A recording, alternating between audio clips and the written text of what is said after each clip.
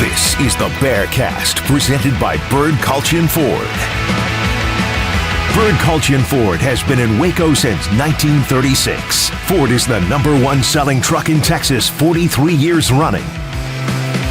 The Bearcast is also presented by WellMed Medical Management and USMD Health System Dallas. Here's Craig Smoke and Grayson Grundhafer. Hey, what's up, everybody? Welcome into a brand new edition of the Bearcast on Sic'Em365.com. I'm Craig Smoke, Sic'Em365 writer, radio host, joined by Grayson Grundhafer, director of broadcasting, also team and recruiting reporter for, you guessed it, Sic'Em365. Got a full cast and crew behind the scenes as well, making this sound and look good, and hopefully you've had a good week. We're now a few days into Baylor fall camp, and we've seen the Bears now out on the practice fields for the past week. We've seen some polls come out. We've seen some more realignment talk. We're not going to touch on that, even though there is a lot of smoke coming out of the network part of college football discussion these days about what may or may not be happening with the Big Ten deal and how that affects the Big 12 and the Pac-12. But we're not going to touch on that because there's not enough clarity right now on what exactly is going on. But best believe that will remain a topic on the radio show and probably on this podcast again in the future. But for today, we're going to talk Baylor football because that's what we can sink our teeth into and what we do have some facts on. And Grayson, fall camp's underway. Season's, about 3 weeks away now at this point, and it's been cool to see people out there doing their thing, whether it be coaches, players, or even staff. And it is a hot one. Was out there for like 30 minutes yesterday and needed to change shirts afterwards. Just standing there, much less watching those guys do their thing up and down those fields. But it's been good to have football back. Yeah, and I mean, I'll be out there again today, and that's always fun, to go out there and actually watch practice and get an opportunity to kind of see what the team's working on and also get to see some of the new guys out there competing in some Baylor gear for the first time. So it's an exciting time. I'm ready for the season to start. I think, there's a lot of question marks that are still left to be answered, but I think right now we're at a good point. I think everything that we've seen so far has kind of just been business as usual as far as on the Baylor end. Yeah, pretty much. It's been just a group of folks who know what they're doing and how they're doing it, and there's not a bunch of newness to have to get used to, and there's not a bunch of figuring out where everybody's supposed to be. And I think the only example I've seen of a couple of media sessions now that I've been to was Josh White on his first day needed some to the side, or basically inside of a drill, needed everybody to kind of stop down so he could get some pointers on what they were doing. And like outside of that, I think everybody else is pretty much just boom, boom, boom, boom, like they know what they're doing, but he's still kind of getting his grips on things. And so they had to stop for just a moment and like, no, this is how you do this. And he got it, and then they moved on. But like outside of that one moment, I haven't seen them have to really do that at all. So point being that, yeah, they're just going about like it's a well-oiled machine at this point. Yeah, and I think, there's a couple instances of young guys. So like Jordan Neighbors and Kyan Roberts-Day in particular, they're doing punt return drills, and Neighbors was struggling,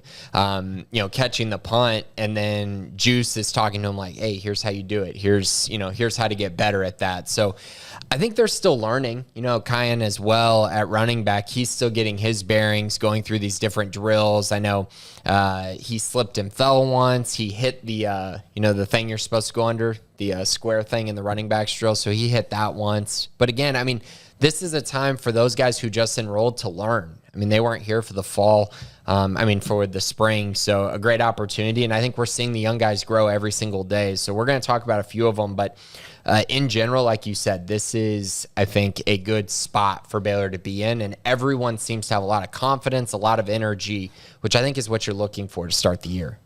So I don't even remember. I got distracted here. Where did we say we were going to start off here? Coaches poll.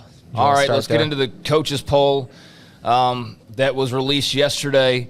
And always interesting to see these polls out. I don't know why we really care about the coaches poll at the start of the year, and we're going to find out why in just a second because the coaches aren't voting on this, for one. If they are, it's few and far between. This is some, like, trainer or student assistant, I think, are filling these out at this early stage of the season. And we know during the season it's not always the head coaches as well, but the coaches poll is of note. Alabama, Ohio State, Georgia, Clemson, and Notre Dame are your top five. That is Again, Bama, Ohio State, Georgia, Clemson, Notre Dame, your top 5. You've got Michigan, A&M, Utah, Oklahoma, and Baylor in that second group, which I guess is where our focus will be. The Bears at number 10, second highest ranked Big 12 team behind the Sooners, who are just one spot in front of them, and then Oklahoma State one spot behind them. So the Big 12 race, which you could very well say would be Oklahoma, Baylor, Oklahoma State, 9, 10, 11 in the coaches poll. Yeah, and that's how I've kind of set my expectations since the beginning of the year. Those are the 3 schools that I think are the best in the Big 12. I think 2 of those 3 will be in the Big 12 championship. I think all 3 will be around that 9, 10, maybe a little bit more mark, and I think they deserve that ranking. This is a great spot for Baylor. I do think they should be ranked ahead of Oklahoma at this moment, but I also understand it. 9 versus 10 doesn't really matter. You're right there next to each other. I think, it's pretty interesting if you scroll down, which I know we're going to talk about. There's 66 coaches who vote. Of the top 3, 65 of those votes, of those 66 votes, they went to Alabama, Ohio State, Georgia. You know where the other vote went? How about to Texas at number 18? Who the heck voted for Texas to be the number 1 team in the nation? That's what I'm trying to figure out. But Texas made the top 25 as well, and they're the last Big 12 team that actually made the cut this go-around. Yeah, I don't know who voted them. I saw some people say that perhaps it was Nick Saban because they play them early on. Perhaps it was Jeff Traylor, because they play them early on, just to kind of add some psychological element to it of, putting it in their heads that they're a first-place team. And I also saw people, however, trying to, bag on Texas for that. It's not their fault. Right. They can't vote for not themselves. Like Steve Sarkisian's I'm going to vote us number 1 so we can get laughed at by the entire country because I'll be the only one doing this. So, maybe it was a psychological ploy by somebody else, or maybe, again, it's some first-year trainer who's like, hey, fill this out, and he just, filled in Texas. I don't know. I don't know that they don't deserve to be in the top 25, but certainly not the first place vote. That's just ridiculous. They can be in the top 25, sure, that's fine. But a first place vote, no, that's got to go to one of those top 3 teams, in my opinion, at this moment in the season at least. I will also say, I think that Kansas State probably has something to gripe about as well. As far as Texas being 18th and then Kansas State is way down the list of others receiving votes. They only got 4 votes. They're behind Boise State, Appalachian State, Utah State, Air Force, Fresno State. I mean, come on. I think that's pretty ridiculous. I think Kansas State's going to be pretty good this year, and they probably have a small gripe for not being maybe in the top 25 or at least getting more votes than they got. Yeah, I think there was a couple of others. I mean, BYU deserves to be in this poll. Yeah, I think so, too. I think to not have them is just, I don't know, some smart people would probably try to pass that off as, oh, well, they played Baylor early and want to see that game first, but nobody's that smart when they're thinking about this poll, and that's not how you do it anyways. You don't do it to set up something. It's just you vote to the top 25 best teams. That's what you're supposed to do. So I don't think everybody did that in this exercise, but what else is new? They don't always do that in this top 25 because I don't know how many people who have votes really could fill out a top 25 without having to do some research. And most people would have to do research. I'm not bagging on that, but I mean, would really have to think hard to figure out, be on 5 teams where everybody else is supposed to go. Right, and most of those people don't do the research. So you're just kind of throwing together this list. And, I mean, that's why I think there's some teams on here who probably shouldn't be on here. And then there's other teams who probably should be based on what they did a year ago and what they return and just kind of their roster, and they're not. And so I found that to be rather interesting. Again, I know these polls don't matter in the long run, but I do think that there is something to be said when you're looking at some teams who I think most people would widely consider that team to be ranked, and they're not. So that's kind of where I'm at with it. I did find it interesting, though. 4 Big 12 teams inside the top 18. That's pretty good. 2 inside the top 10. So I think as far as the Big 12 goes, pretty good spot, honestly, to make some noise, even though the Texas one is probably a little questionable. Yep, so again, Oklahoma at 9, Baylor 10, Oklahoma State 11, Texas at 18, and then you've even got Cincinnati at 22 and Houston at 25. So even if you took Oklahoma and Texas out, you'd still have the same amount of Big 12 teams in theory. But that is nice that the SEC will get that automatic top 25 from Oklahoma and Texas every single year, because we know that no matter what one of them does, they still end up in the top 25 every single time, no matter what, which is amazing how that happens. But yeah, it's like that. And that's why, dude, I kind of roll my eyes with this things because I see that happen every single year. And I'm just like, okay, we're going to do this again. It's just, it's the same thing. But it is of interest that Baylor's at 10. I think that's a nice spot for them. I don't think that they necessarily should be getting top 5 votes right out of the gates. And I don't think they should be like 20 and below either. I think they're a very firm top 15 type team in the country right now on paper. And that's, where they find themselves. So I think that's fair. And I definitely think that they're right, arguably right there with the 2 Oklahoma schools. So that seems about right. Yeah, I think if I'm looking at this, I don't think there's anyone below them that I could talk myself into ranking higher than Baylor. And then when I look above, there are a few schools I'm like, I think Baylor might be better than them. I mean, A&M, I think Oklahoma, and honestly, I think Utah as well. I know Utah's everyone's darling this year, and everyone's talking about them winning, the national championship and going to the college football playoff and just being like some juggernaut. I mean, Utah's got to go to Florida week 1, and I don't know if they're winning that game. And so while I like Utah, what they bring back, they're a good team. I don't know that they're great. I mean, BYU beat the brakes off them last year, and I know it was before they got rolling, quote unquote rolling, but still, they did get rolling though. They did get rolling. Don't get me wrong, but like I don't see them and go, man, that's a top 5 squad that Baylor wouldn't be able to hang on the field with. I think Baylor's probably better than them, and then A&M. That's an interesting one as well, like you said. So I could probably talk myself into that. Once I go higher than that, I think that's probably a different tier at this point. Yeah, I think like Utah being 2 spots ahead is just splitting hairs. I mean, it's basically the same thing, 8 and 10. I mean, in a preseason poll. So I think Utah is really good. Tavion Thomas is a ridiculous running back who was scoring like 6 touchdowns a game by the end of the year. I mean, he was going the hell off once they replaced Charlie Brewer with Cam Rising, and Rising started really balling as well. So they've got a definite case to be made coming off of what they did and having Thomas back and having Rising back and having some of those other guys back. So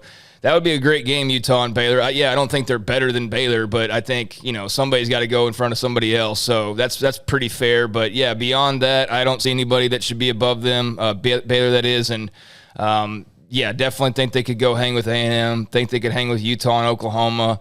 And, then gets into – different territory when you're talking about the Ohio States and Georgias and those teams. But, yeah, I could probably hang with, Michigan or Notre Dame or whoever. Yeah, I think it's pretty cool that we're sitting here and going, they could hang with these teams. I mean, I think I look at this list and I go, they could hang with a lot of these teams this year. And, whether they beat them or not, that's totally up in the air. And whether Baylor goes, 11-1 because I'm saying that isn't really the case that I'm saying. It's more on any given Saturday, I think Baylor could hang with most of these teams. Now, again, that doesn't mean they're going to go 11-1 and beat every team on their schedule. It's more about the talent level that Baylor has, the depth that they have, and I think it just speaks to the depth of the roster and the talent they've been able to assemble. So good for them. Top 10 team. I think, like you said, pretty good spot to be. Top 10 in any poll, I think is pretty good. Yeah, no doubt about that. So let's get into a couple of other notes when it comes to Baylor football and the fact that practice has kicked off. I got polls behind us now, or at least one of them behind us. Got media days behind us. Got a lot of the build-up behind us, which, quite frankly, I'm almost exhausted with at this point. I want to see football so badly. I'm just so tired of the talk, even though that's what I do for a large portion of my daily life. I enjoy it, but, I also at some point just want to talk about what I've seen and not what I've read or heard. And we're almost there, but there are still a few things going on that is just kind of talk at this point. And one of the big talking points for this Baylor football team has been their success in recruiting throughout this 2023 class. And that continued on as they've added yet another piece this week to their 2023 class, up to 24 commitments now. In the 2023 group, and the latest, another local product, so to speak, from down the road in Killeen, Brandon Bett, the Killeen Ellison defensive lineman, the latest to pledge to Baylor, did so just a couple of days ago, and he is commit number 24. So this one I know has been expected for a while. They're bolstering the D-line, but, I mean, at this point, 24, they bolstered pretty much everything on this roster that they've needed to so far. But I'm sure, Grayson, there's still more to do, but let's get into Brendan Bett and what he brings to this roster. Yeah, I mean, so just kind of looking on the outside, since June 11th, how many commits do you think Baylor has landed now? Oh, like What would be 12? your guess? Yeah, 16. Okay, yeah. Bett becomes commit number 16 in less than 2 months. Just really impressive what they've done all summer long. Bett comes in, another big body on the defensive line, and that's kind of what they're looking for. He's right around that 6'4" mark, right around there, 6'4", 6'5", and he's got a massive frame. I know I've heard some rumors that he's around 290 now. I thought he was probably somewhere around 280 by the time, summer had ended. But 290, if he's really already there and he's 6'4", I mean, he's a guy who already has the body, already has the makeup to be a college defensive lineman. I think he's got some positional versatility as well. I kind of view him as playing Gabe Hall role in Baylor's defense, or potentially, I know some have mentioned this, a nose tackle as well. He does have a very thick frame, so maybe there's an opportunity there as well. I know Colorado, SMU, Texas Tech recruited him pretty hard, but at the end of the day, Baylor was his leader ever since he took his official visit. This is one I felt really good about all the way back in mid-June. It just took him a little while. He wanted to take a few more visits. He wanted to take his time a little bit. And honestly, he almost took too much time.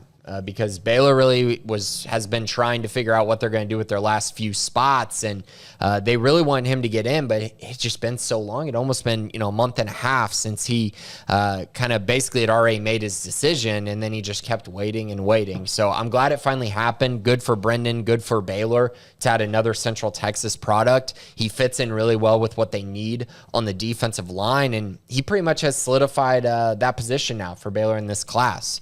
If they find a best available, maybe they'll take one up front. But at the end of the day, they got the pieces they want on the defensive line to where they don't need to feel any more pressure about adding any guys up front.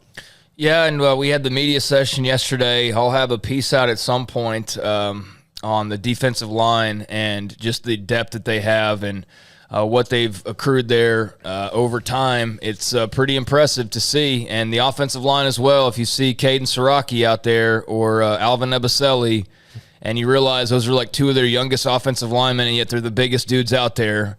And then you look at, the defensive line, and there's Apu and those guys, but you start to see some of the youngins that are out there as well, like Trey Emery. Yeah. And it's pretty amazing what they're building, or what Dave Aranda's got going on. And of course, there's going to be changes and fluctuations to have to deal with. He's not going to be able to keep his coaching staff intact for the next 20 years, which would be nice. But man alive, I tried to say this on the radio yesterday and didn't know how else to explain it. And plus, we have like kind of a semi-national audience at times, and so they're not going to quite understand it. But and I'm almost hesitant to say it because it brings back bad memories, and that's not the intention. But this is feeling like it did before all hell broke loose, basically. If you remember where the program was and how high they were flying before all of a sudden shoes dropped everywhere and there was a scandal and, everything just went haywire. If you can somehow remember all those years ago to what they felt like when they had Cam Martin and Kellen Mond and all those guys committed, and they had just come off the Russell Athletic Bowl win, which was impressive, and you just knew like they're going to be in contention every single year. Every single year they're going to be vying for a Big 12 championship. The recruiting had started to improve, and like there just really wasn't anything in their way. The only difference was they hadn't won a bowl game like Dave Aranda's already won, and then followed and had that follow a Big 12 title, and they didn't have to win a championship game because there was no championship game. And so Aranda's already done that. He's already done the bowl game part. And I know that's probably going to have people clutching pearls because they're like, oh, God, that means something bad's going to happen, which is why I'm even hesitant to say anything. But I don't believe in that. Screw that. They've got a good thing going on, and it needs to be talked about that they're where they were, if not beyond where they were. And that's exciting because here is this season that could, very well be far more difficult schedule-wise, but so what? They got a really good program rolling into this year. Yeah, and I truthfully think it's more sustainable. I mean, that's fair. I'm just saying, like, it's where it was. For sure. Yeah. I just to me, from my opinion on it, I think it's more sustainable because they're recruiting on the defensive line and offensive line at a just ridiculous level. Art and that staff, they did a great job recruiting, but it was more so receivers, skill positions, which is great. That's awesome. But in today's day and age of college football, if you can't win up front, you're going to run into some issues. You're going to have some seasons where things don't go your way and you're unable to compensate for those things. And we saw it, late in the game against, Michigan State. The offense kind of fizzled out because they couldn't run the football. Right. And when they couldn't run the football, Michigan State kept getting the ball back and kept scoring. And so I think this is a system that's very, very sustainable. They're building on both lines, and you're going to start to see the talent at the skill positions come in eventually. But I'm not worried about it because in the state of Texas, you can walk a mile and you'll find a really good receiver in the state of Texas. It's all about the big guys, and Baylor's doing an incredible job of recruiting massive defensive linemen who fit their scheme and massive offensive linemen who can move well enough to play in the wide zone scheme as well. So I'm very impressed. They have a great thing going. And it just got even better today. I wanted to bring out a little report from that I posted on the website today. Texas A&M cornerback Braveon Rogers, he decommitted today, or last night, I guess, late at night. It was like 11 p.m. And check bounced. Yeah, I guess so. Yeah, no. So it's all fair. Who cares? Yeah, who cares? So he goes to LaGrange, same school as Jaron Woods, who's committed to Baylor. A lot of speculation is that Bravion's going to go to LSU. I understand that. They probably have the most momentum right now. But Baylor is squarely in on him. He's a top 50 consensus prospect in the entire nation. My expectation is that he's going to take an official visit this fall, or at least an unofficial visit, maybe take an official at the end of the season. But he would be the fourth highest rated commit / signee. I know we're a ways out from that. He's not commit or anything, but that's the kind of level prospect that he is. A very good cornerback, a guy who could potentially start day one for Baylor. So a guy to definitely keep an eye on, and one that would be extremely intriguing. And it kind of all goes back to the point that I made in previous episodes. You know, when we talk about what Baylor's trying to do to finish their recruiting class, a lot of it is going to be swinging for the fences, trying to hit home runs with their last couple spots. And Braveon Rogers was a name that decided to open up his commitment, and now Baylor is going to do everything they can to try to land him and try to get him on campus. And you want to talk about a difference maker, he absolutely would be that. He'd be a game changer for this recruiting class. And outside of Austin Novosad, if they were able to land him, I think he could bring the most talent to the table that they've had at the cornerback position in a really long time. It's very impressive, and we'll see what happens. But I thought I'd get everyone that name on the radar at least. No, I mean, yeah, I'm glad that you mentioned that. That's obviously a big note, and that would be big for them. I was just looking to kind of see where their class ranks, and man, A&M, I didn't realize how few commits they have. They have only 9 commits now with that decommitment. I was looking at the composite rankings, and A&M's at like 46. But obviously it's because one site just weighs the number of commits, and I don't know how accurate that makes everything in the long run, but that's why A&M is so low. Baylor, meanwhile, is at 16, so they've fallen a little bit from I think the last time. Yeah, they were 14, I think, when we talked last. Who's been surging? Is that LSU or something? Or yeah, I think that there's been a couple that Arkansas, just fluctuated. Oregon, right? Yeah, they're all kind of in that same vicinity. There's Cincy. Look at them with the top 20 class right now. Good for them. Yeah, I mean, that's a team that really can come in and like stabilize the conference and be who they've been. I mean, there's only going to be more out there for them, not less. We're going to find out a lot about them, I think, this year because they lose Ritter. So we'll, you know what I mean? Like, I think we'll find out how. I mean, it's sustainable, but I mean, like, they've been sustainable for multiple coaches. They have, but I'm just kind of looking at more so of like, are they going to build off of a college football playoff and return and be 11-1 this year? Or are they going to be more, like 9-3, 10-2? There's a big difference when you're playing in the American between 11-1, 12-0, or 10-2, 9-3. You know what I mean? Yeah, I just think that they've gone through enough coaches now. They're kind of like Baylor in that regard, where you're like, oh, well, they're done now because that guy left, and it's like, no, they're just going to find another guy, and like, oh, they'll never have a guy as good as Brian Kelly. They'll never have a guy, it's like, okay, here's Luke Fickell. So, and yeah, of course, there's always concern over how long he'll be around or whatever, but as long as he's around, they're going to be good. And, yeah, I agree that we need to see what they're going to do, but they just got to the college football playoff, and now they've got a top 20 class potentially. I mean, everything's going up for Cincinnati. In my opinion, and that bodes well for the Big 12, but sure. Still a lot more to figure out, of course. So, looking at number 10 in the coaches poll, Brendan Bett now committed as well, so 24 commits, and a little bit of injury news as well on the offensive line. Khalil Keith not going to be available for the start of the season. What does that mean exactly? Yeah, so Colt put out a report today on Sic'Em 365 Premium. So if you are a subscriber, you would know about this already. He will be out for the first month, potentially. So we'll see how everything goes, how his recovery goes, what his timeline will actually be. But right now, he's just expected those first few games that he's going to miss.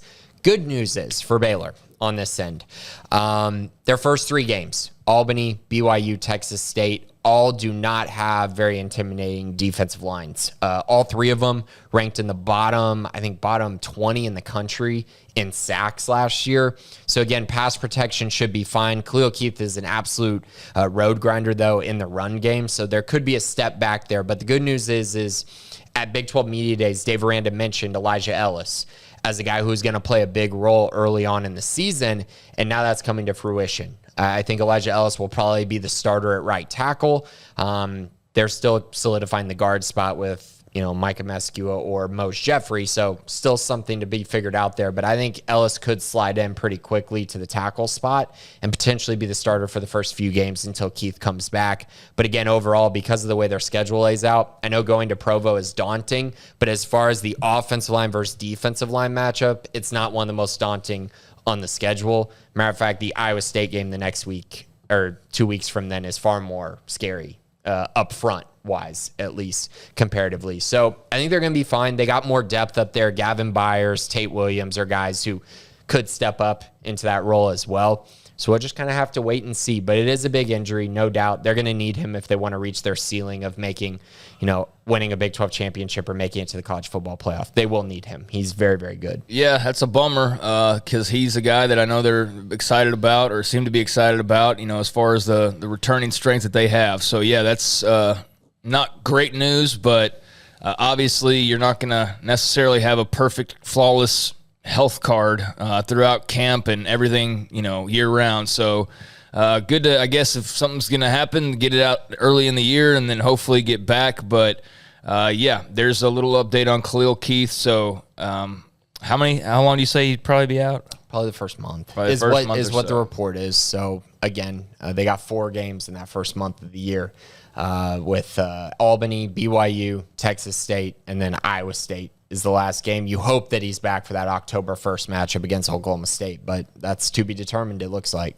All right, so elsewhere, before we get into the mailbag this week, just, I guess, thoughts on camp, Grace. I know you wanted to touch on some things. I've been out there for a couple of those open sessions, and, as we've explained in the past, and I guess as Travis has explained to some of you as of late, it's not like we are sitting in the stands in the AC with a pad and pen and watching and taking notes with a full view of everything. We are sequestered to certain corners of the field that may or may not have a view of most of what's going on, or may not allow us to see 2 position groups the entire time really versus, walking around to every corner of the field. And look, we get great access. I'm not complaining about the access we get, but it's just people have to realize when they start throwing questions galore about practice stuff, it's it's not the Cowboys training camp where we're out there the entire time sitting against the fence with pads, like I said. We're there trying to look through, I couldn't even see my phone screen yesterday because it was so bright, and then it started to overheat. So I couldn't even tweet anything. It was wild. But I was still enjoying it. So we try to pick up what we can, and I know that you've passed off notes and Travis has passed off notes, and I've tried to clear air here and there where I can on the show and whatnot. But what do you kind of want to throw out there in terms of what you've seen through this first week? Yeah, I think the first thing that we need to talk about is just the kind of moves that have been made, right? So Al Walcott, at least the first day, was working only with the safeties, was not working with cornerbacks anymore, which kind of feeds into that report that Sam Kahn had back in The Athletic during the summer during the spring talking about, I guess it was summer, talking about how Al Walcott had been utilized at the star position a little bit in the summer. So he had reported that based on a conversation with Ron Roberts. And as we're seeing, that has kind of come true. It looks like he's going to be working on the star position, so working with the safeties. And then that coincided with the move of Lorando Johnson to cornerback.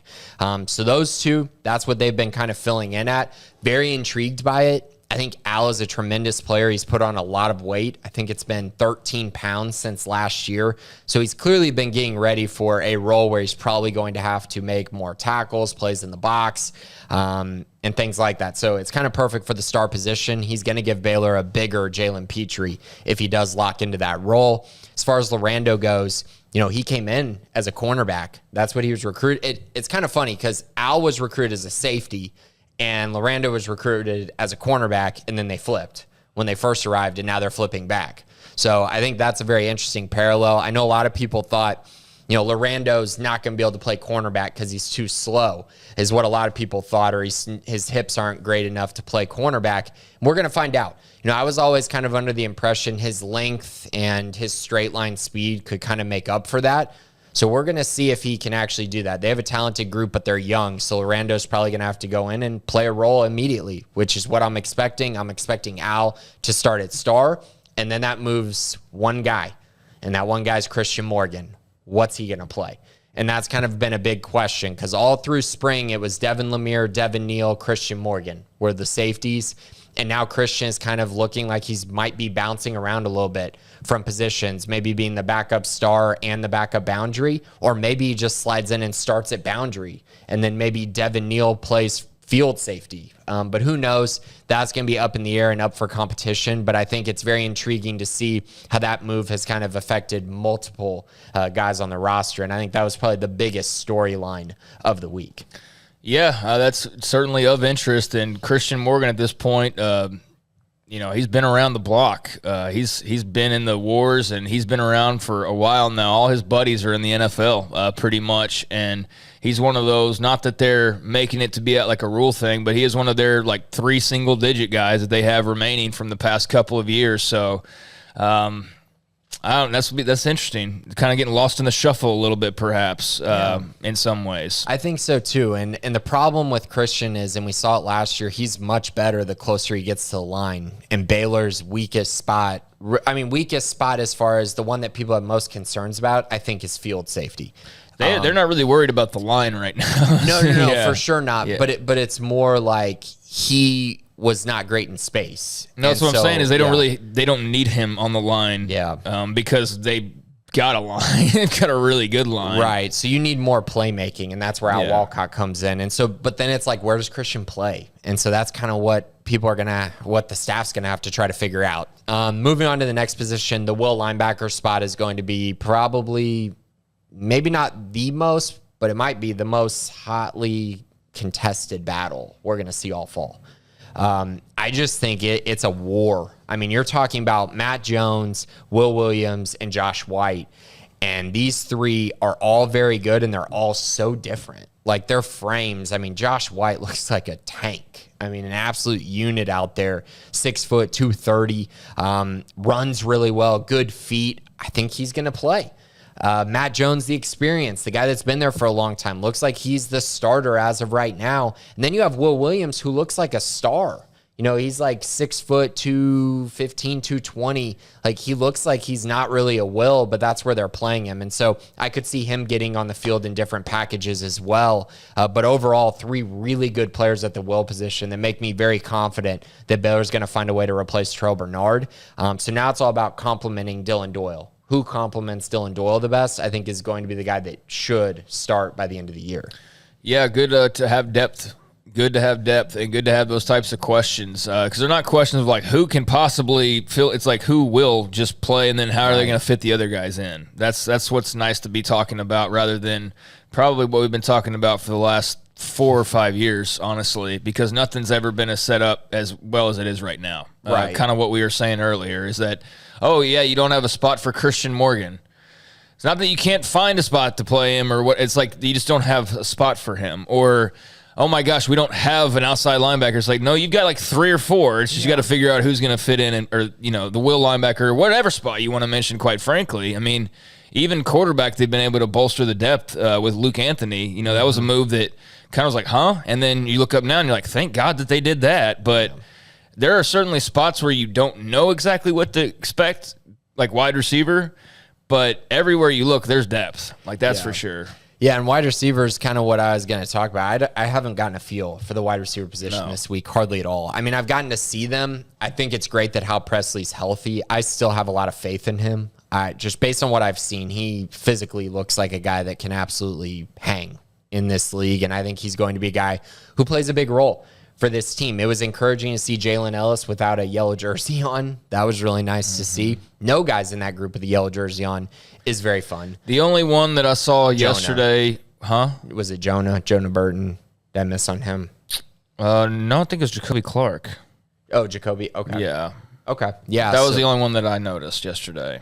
Right. So, yeah, that's kind of where it's at right now at that position. And so I think they're healthy, and that's all you can ask for. So it's going to be a fair competition, but I don't have a feel for kind of where I'm going one way or another outside of the ones we talked about, which is Monterey is going to start in the slot and Josh Cameron's going to be in the 2 deep. Outside of that, it's kind of like I think this guy's going to be that, but I don't know for sure based off what we've seen so far in practices. Yeah, I mean, they've got depth there, but it's very young depth. And so if there was a spot that you know, like I don't think that they're thin really anywhere that you look that you get super concerned about. But if you look at like experience, then wide receiver is right top of mind going, okay, like, yeah, they've got players there and they've got athletes there and they've got some dudes who could turn out to be studs by the end of the year. But will they? You know, and I don't know that. And running back's not quite that question because I think we know a little bit more. Mm-hmm. But it's still a little bit of a question mark, too. Like, it really is because, I mean, yeah, sure, Squirrel's great. But, again, how long have we seen him actually play and last out there? And Tay McWilliams looks the part, but how much have we really seen him play outside of the beginning of last year? And, you know, the others all look great, but how much have we seen them play at all, you know, outside of a carry or two? So, yeah, man, that's going to be the big tell, I think, is just running back and wide receiver. Like, what happens there on offense? Because everybody loves Shapen for the most part that I've seen. It's almost unanimous. The offensive line, everybody raves about. Tight ends, fantastic. Dabney looks bigger. Sims looks the part. But, yeah, who's catching and running the football most of the time? And that's what we do not have an answer to just yet. Yeah, and so I guess last note from practices from this week, I think it's very clear that Baylor wants to find a way to get a pass rush with their front four. So there are 3 defensive linemen and then a jack. I think it's very clear that just from what I've seen, I don't think they want to blitz as much as they did a year ago. They will, but I think there's a part of me that thinks they want to, you know, maybe give safety to their coverage a little bit more than they did last year. You know, you could kind of put JT Woods on an island and play sideline to sideline and feel pretty good that his speed could kind of make up for any of the misses up front.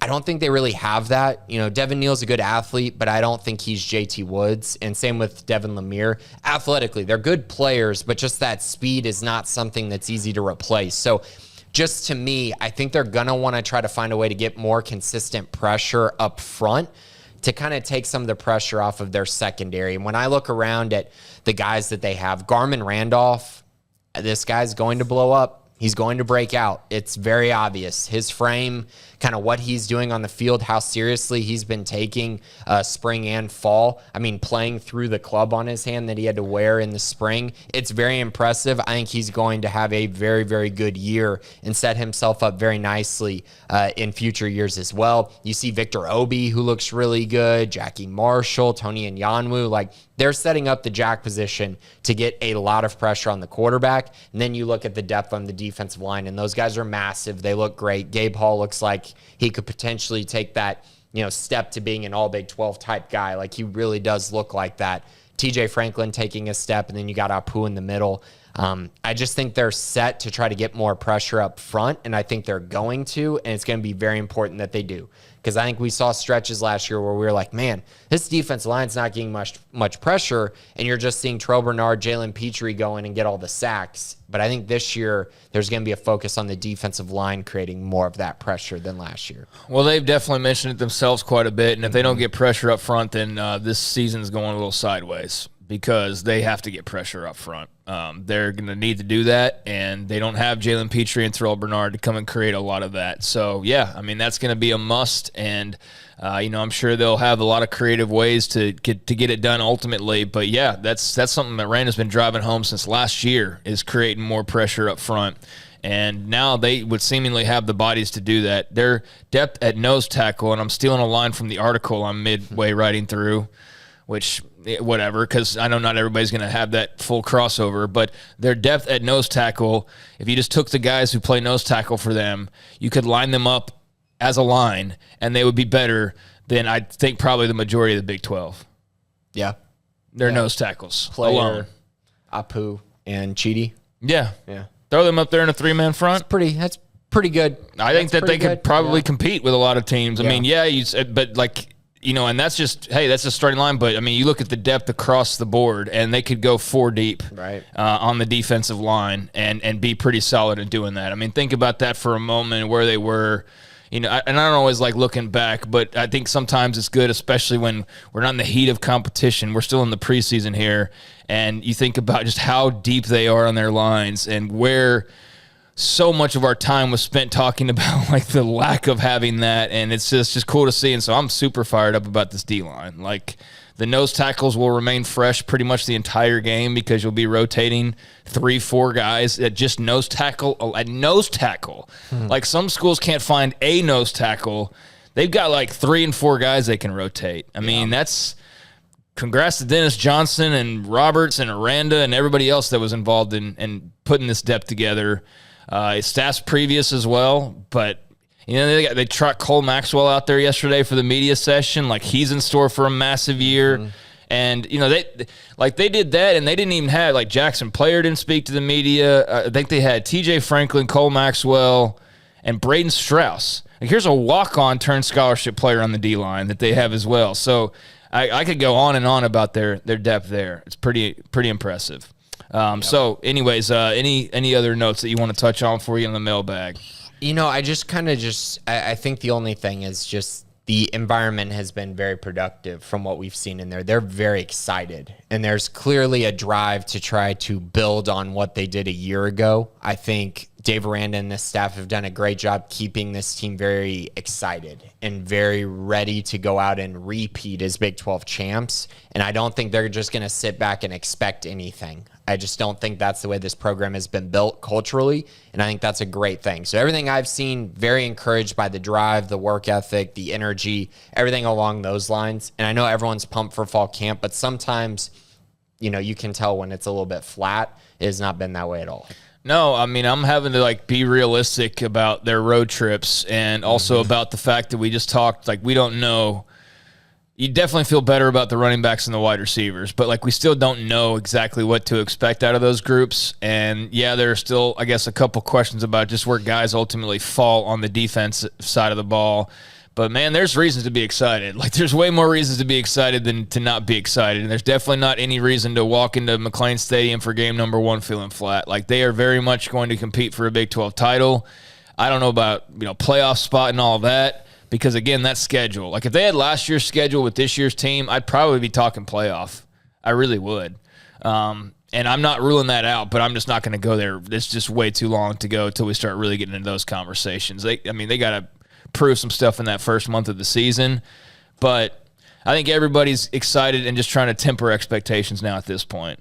Do you agree with that? Yeah, I think so. I don't want to I don't want to really talk about it too much more, because I feel like the more we talk about it, the more we're going to pump people's heads up. I know, and we've talked about having realistic expectations going into the year. We've talked about it a lot, and the more that I sit back and kind of look at their schedule and everything, it's still very, very tough. I still think I'm on the over. They're going to win. They're going to be better than whatever their number's at, 7.5. They're going to be better than that. Yeah, that's been their over-under number. I'd say I'd feel really good about 8 wins. Yeah, I feel really good at them winning, going 8-4. I think that's their I feel really good about that. I'd be disappointed if they didn't at least go that, honestly. So for me, it's more like those swing games on their schedule. Can they win them? Yeah. And, overall, we've said this team, I think on paper, this team could be better than last year's team. They're going to be more explosive offensively. We'll see if they're close on defense. Yeah. But overall, that doesn't mean the record's going to be the same. And I think that's probably the biggest thing that I would say. I feel good about this team, but who knows if the record will indicate that. And that's where I've been pretty much all off season. Is just like that schedule scares me a little bit because it's just a lot. I mean, it's Austin, it's Ames, it's not just, it's Norman, it's Lubbock, and it's not just all Saturday afternoons either. It's Thursday night, Friday night, probably a Saturday night in there somewhere eventually. And that's just, it's just a grind, man. And you don't know how things are going to play out. But on paper, at full health, even though we just had the Khalil Keith talk, beyond that, on paper, they are very much an 8-win or above team. And I feel really good about that, almost to the point where, certainly anything less than that is to me going to be a disappointment. Unless, something happens where you're like, okay, like this is not the full meal deal. But, full meal deal, I fully expect this team to win 8 games or more. And it's just a matter of how high they can really go and how much they can shock people on the road. But that's definitely, you can tell, already a focal point because Randa's made mention of the road a couple of times to be better now. On the road. They have to. They were not good on the road last year. It's the whole key to the season. It's the whole key to the season. Like, that's the difference between them going 7-5 and 10-2. Yeah, is what they do on the road this year. It's an exciting time. Trying to temper expectations somewhat, but it's hard when you're out there and you just see how, again, well-oiled of a machine this program has turned into under Dave Aranda. It's really fun to watch, and looking forward to them actually hitting the field in full form here at the beginning of next month into this month. But anything before we get into the mailbag? No, we got some good mailbag questions that I think will answer everything else. Yankee Bear, what's the latest on Khalil Keith? I'm growing concerned with the silence. Well, we finally got a note. Colt posted on the board, so I'm sure you got your answer. And then we talked about it a little bit earlier. So, again, he's going to be out for the first month of the season, it seems. But hopefully, and it seems everything's very optimistic that he will definitely be back during the 2022 season. He's just going to be out for a little bit of time. Do you feel Jordan Neighbors was adequately ranked coming out of high school? Why didn't more programs offer him? He committed somewhat early, I would say, is kind of the first thing. I do think he was underrated. I think his composite was like high 80s. I think he's more like a 4-star, just his speed and the stats that he put up at Rockwall Heath. I think he's a very, very good player. And a lot of schools were in on him, but he was committed pretty early to Baylor, and so there wasn't a whole lot of wavering. There weren't a whole lot of visits either, which is a big part in why he didn't get a couple more offers, I'm sure. Best surprise in early fall camp is? The depth on the offensive line and defensive line, and really everywhere. They're very deep, and I think that's my best surprise. The offensive line, you always hear about the young guys and you kind of have your expectations for them coming in, but it's such a developmental position. You just never know which way a guy's going to go or how long it takes him to get it. But I think this Baylor staff has finally gotten to a place where, I think they can probably go 9 guys deep, which is a luxury. Yeah, and I'm telling you, those young fellas, Siraki and Ebiseli in particular, are pretty big human beings. Yeah. They're pretty big human. When they're going there toe-to-toe and even kind of looking down on Connor Galvin a little bit, you're like, whoa, Nelly. And, those are the young ones. Yeah, and Elijah Ellis isn't as young by any means, but 6'6", 340. I mean, that's a huge human being as well. They just have big guys out there who look like they can really play. So you're right, though. That new class, they look good. George Maye out there, Colton Price. They have some intriguing young guys. Yeah, and you got to love Eric Mateos. So, the more he's got his hands on those guys and can develop them, you feel pretty good. But, yeah, I'd say just seeing the depth and just seeing the confidence level, not that I expected them to not be confident, but you just don't know when they lose, institutions basically. Like they lost a handful of guys. It wasn't just losing 1 or 2. They lost 6 or 7 guys that have been around for 5 years, So it's you think it'd be a little bit different. There'd be a leadership void, and it doesn't really feel like there's much of one, which is great. Coach DeBroker, what's been the biggest difference in this start of this year's fall camp compared to those in the past, i.e. schedule, highlights, expectations, confidence, etc.? I think it's cohesiveness of the program is kind of where I'm at. I just think everyone's on the same page. And I think there's no expectation that Dave Aranda could leave after this year. There's no speculation about this player, going in the first round. It's just kind of like everyone has this same goal, this same thought process that everyone's going to be at Baylor for a really long time. And I think that builds cohesiveness, that builds leadership, and I think that builds, just this relationship in the locker room that is very, very apparent. And to me, I don't think we've seen this in the past. And it has everything to do with Dave Aranda. I think obviously there's going to be some coaching carousel watching on a lot of this staff. Yeah, for sure. Jeff Grimes, Eric, everybody is going to be pursued sooner rather than later. Aranda. Obviously. Grimes, I think for sure is going to be looking at some head coaching offers in the very near future, and probably some others as well for coordinator spots. So I did want to say, and I might write something about this, really, truly enjoy this year, because I do have a feeling it's going to change after this year. It's going to have to. It's too good to not change.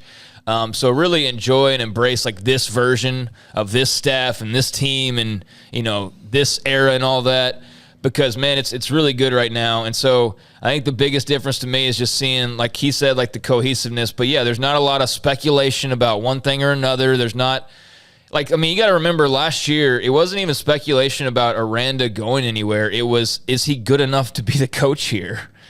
It was, they were coming off of the COVID year that was not good. And we know that, hey, some of those games, they were half a healthy team, and it's not their fault necessarily. And it was just a weird season, but he had a lot to prove last year. And now he's the no-brainer, the next coach of the future.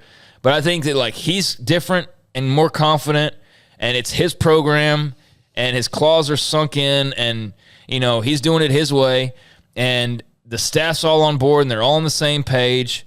And the ones that maybe weren't great fits or perfect fits or looked elsewhere, they came in, they replaced those guys. Dallas Baker's getting rave reviews. Chancey Stuckey was well-liked, but Dallas Baker's getting, awesome reviews from his receivers. Gavin Holmes said, this is the closest coach I've had since I've been here. It's different. Yeah, no, it's different for sure. That was a great move. And, I think that's just kind of across the board. It's sort of like that. So I just think the cohesiveness, the chemistry, the belief, the confidence, they're not those programs that are out there this is what you have to do to win a Big 12 title. They know what it takes, and they know what to do because they've done it now. And I just think that that's just all encompassing, just every part of the program. So there's just this belief and confidence and knowing there that, you don't quite have unless you got all the pieces fitting perfectly and you've gone out and had some success like they've had, and they know what it takes now. Right. So I just think that that's something that they've got that not a lot of other programs have necessarily right now.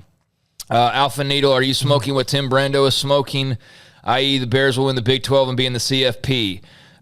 Let's answer. Go ahead and answer that first. I think I'm going to say no. Okay. I'm going to say no because of that schedule. I think I'm smoking that they can and potentially will win the Big 12. I'm in on that. But, yeah, going unbeaten, I'm not in on that. I'm not in on that either. They're not going unbeaten. But could they go 10-2 or 11-1, go to the Big 12 championship, win the Big 12 championship, and hope and pray? Maybe. I'm not banking on them making the CFP, but I do think I think they would be my pick to win the Big 12. After the Brent Venables firing of Cale Gundy, yes, I would give them a little extra edge over Oklahoma. Oklahoma State, I think they're going to be good. I think they're going to be good, but I can't imagine losing. Jim Knowles is just even with Derek Mason, there's going to be some drop off there, I would think. But I do expect them to be good, but there's nothing about them. Don't tell me Spencer Sanders either that I'm supposed to be oh no, they're definitely better than Baylor. I don't think that. Spencer Sanders lit up Notre Dame, who everyone was like, oh come on. Yeah, and he threw 17 picks in 2 games against Baylor. Against Baylor, but I'm just saying in that bowl game, he lit up I know. I'm Notre just Dame. saying, he's not going to be the reason why I'm putting them over Baylor at this point. No, definitely not over Baylor, but over a couple other teams, yeah. Yeah, but we're talking about Baylor. Yeah. I'm just saying he's not going to be, because I've been hearing that for 5 years now, or 4 years, whatever. My thing with them is they're just consistent. They're going to, in my mind, they're going to win 9 games. Sure. So I think that could put them in the Big 12 championship. And 10-2. Yeah. And there's always a chance that halfway through the season, Gundy says something stupid and they go completely off the rails. And they tank. Yeah. There's a chance. It just, history says they're going to win 8 games. They do it every year. That's basically what it is. That's like tax day. You know it's coming every single year. But no, I think I think Baylor, do I think they can make the playoff? Yes. Do I think that they will? No. Why? Because of the road schedule. But do I think they can win the Big 12? Yes. And why? Because I think that they're arguably the best team in the conference on paper right now. And you could throw the Oklahoma schools there, and you want to throw a surprise like K-State. But no, I'm definitely expecting to be squarely in contention for the Big 12. And beyond that, I don't know, but definitely a Big 12 championship. I'm with you. I think it's going to be hard to make the playoff this year. I just think there's going to be quite a few teams that I think are going to have one loss, which is going to make some things tough. Yeah, and you're not getting in as Baylor with more than one loss. You're just not going to, unless it's the craziest year of all time, and even then, that'd be hard to do. Rank the following Baylor football teams from best to worst: 2013, 2014, 2015 prior to Seth Russell, 2019, 2021, and 2022. Yeah, this is always tough for me. So 2019 is last on this list for me. They just were not explosive enough offensively. Even above this year's team or behind this year's team? Yeah, I think this year's team would beat that team. Even though I love that team, everything they did, they won a lot of close games. Charlie Brewer is the worst quarterback of all the guys that were going through. So I have them last. I think I'm going to put 2013. Oh, gosh, this is so tough. I'm going to put 2013, 2014, the next two. And that's just because I think the 2021 defense was kind of set up to stop those type of offenses, even though I don't have confidence in Gary to score enough. But I think the defense will do enough. So I got 2021 and then 2022, and then my number one team is still 2015. I just think there was a talent level on the 2015 team, particularly on the defensive side, that they hadn't had before. And I think Seth Russell was just kind of a difference maker with his legs.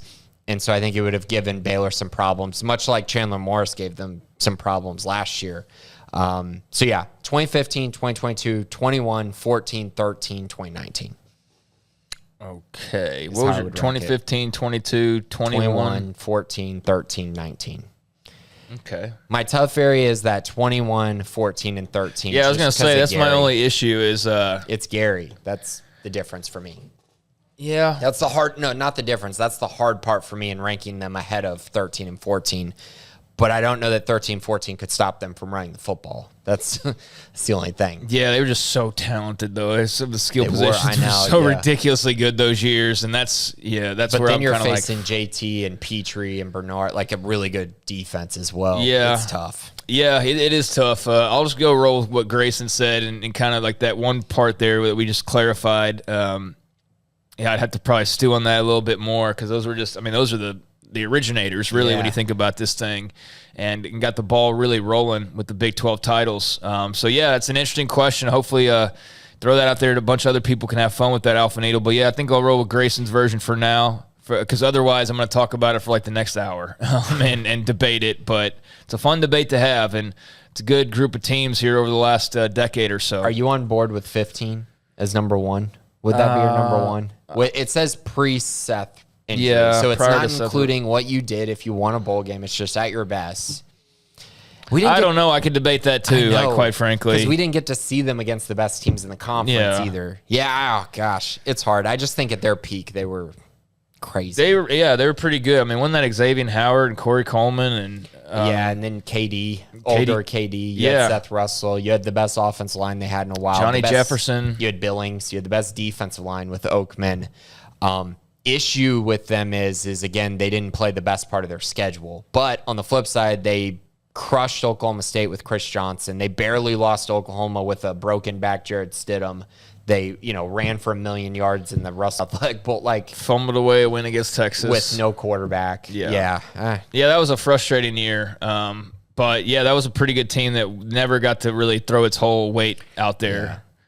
Because of the quarterback injuries. The rain game against TCU, they're absolutely let's not talk about that year anymore. That was a long time ago. Tough. Yeah, no, that's definitely a team that you look back on and you could do like a whole podcast on their just trials and tribulations. But for the sake of time, we'll roll with that. But certainly that could be debated again maybe in the future because that 2015 is interesting. Scotty B, the Baylor King, other than the transfer portal and the offensive and defensive lines, the class of 23, do you see any other needs through the transfer portal? Ooh, Yeah, the defensive line, they really need a nose tackle. That's like the position that I'm circling that they absolutely will need, because I think Apu's going to be gone after this year. And then you pretty much only have Trey Emery, because Sheedy's going to be gone too, and Player's going to be gone. I mean, so you're kind of, who's going to play that? It's Trey Emery, so they're going to need somebody at nose. Outside of that, I think the hard part for me is I think I need to sit back and watch this year. Because, I mean, if Tay McWilliams doesn't pan out, if Squirrel doesn't pan out, they'll probably need a running back. If the wide receivers don't step up and live up to expectations, they'll probably need a receiver.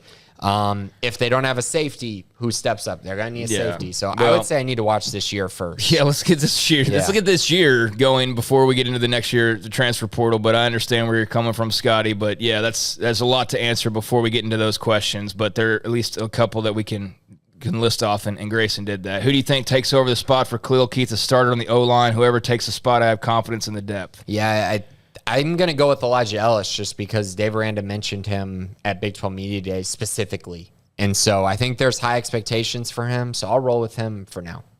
Bear Love 89, who will start the season at top of the depth chart at will, and who will end the season as the number one will? Man, this is such a tough question. I really think it's going to be Josh White or Matt Jones.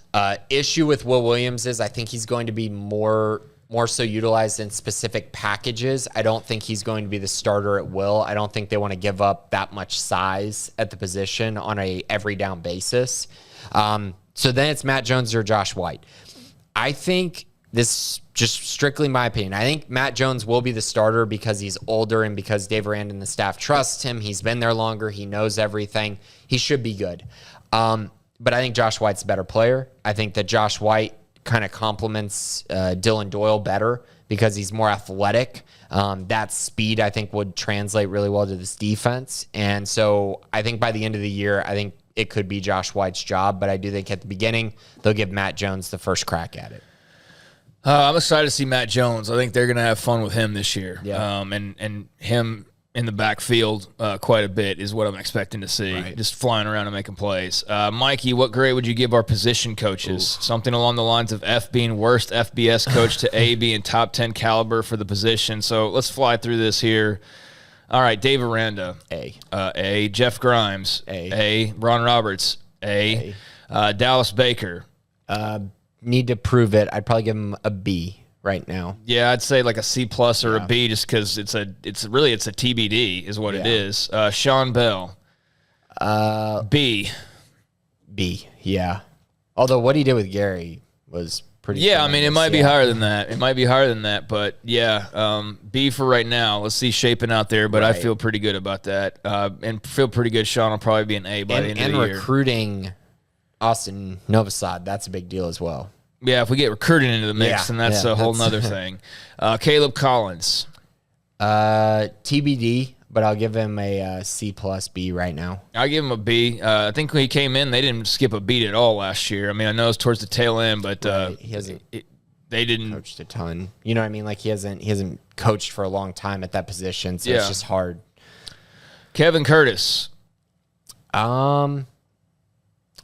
Probably again, it's probably a B. I mean, he coached them; they played well enough. I wouldn't say cornerback was great, but no, it wasn't my favorite group to watch necessarily. But yeah, it's B minus. I don't know. He didn't really. They weren't a bad group. No. They weren't a stupendously great group. Yeah, B is fine. Dennis Johnson. I like Meatball a lot. What he's done with defensive line, I'll give him B plus with those guys. Yeah, I think B plus or an A is good for Dennis Johnson. Justin Johnson. Oh, man. Juice did a great job with those running backs. I think he's probably an A. Yeah, he's done an awesome job. Yeah, I think in hindsight, Dennis Johnson is definitely a B plus on the verge of an A, if not an A. And then Justin Johnson, I'd say A, yeah. Eric Mateos, A. A plus. A plus. Ronnie Wheat. Don't know much yet. I don't know enough at all to know a grade right now. He's TBD as well, so whatever. C plus B is just a placeholder. Yeah, and that's it. Everybody else is peripheral staff, but everybody's pretty much a B or an A. I think all of them are, as a matter of fact, or a TBD. But it's a really great group. And again, I would just say, and I'm not speculating or indicating anything. I'm just common sense. they're not going to be able to keep the staff together for 10 years. No. So enjoy this group and enjoy, the way it's assembled, because there's a lot of future head coaches and like coordinators on this staff. And I'm sure some of them will probably be that, like a coordinator at Baylor eventually or whatever, the way it works out. But, man, it's a really great group of coaches and recruiters. It really is. So enjoy this season with this group. Stifler's mom, we had 44 sacks last year as a team. What's your guess as to that number this season? I think it'll be around 40. I think Dave Aranda puts an emphasis on that. So I do think they'll find a way to get to around 40.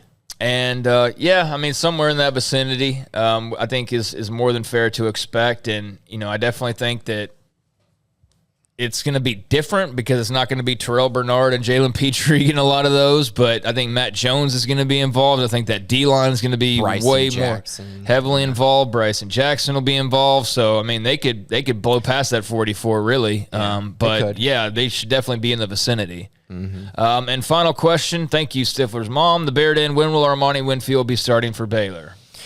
I think at some point this year he'll get a start. I can't tell you what game. I don't think week 1 he'll be the starting wide receiver. I still think that'll probably be Hal Presley and Josh Cameron on the outside with Monterey in the slot. That's my guess right now. That's my expectation. But I do think at some point he'll probably draw a start.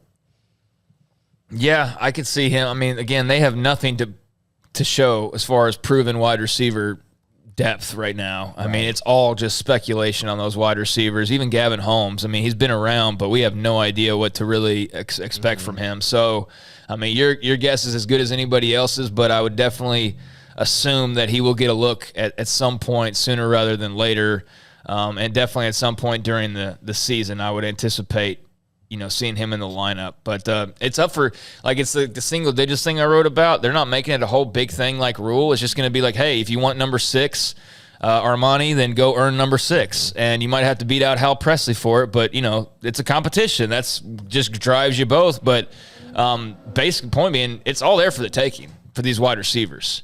You want it, go get it. And if they don't get it, then it's on them. And it's really that simple. Same thing with the running backs and really anybody on this team, but those groups in particular, but especially wide receiver. Because at least with running back, you can go, okay, you got Tay, you got Squirrel, and you can kind of start there. But with receivers, where do you start? Right. That's the hard part. Right? Where do you start? Because even Gavin's like a wild card. Yeah. And he should be your automatic veteran wide receiver, but you're like, I don't know. Don't even know if he'll play much. Yeah, I have no idea.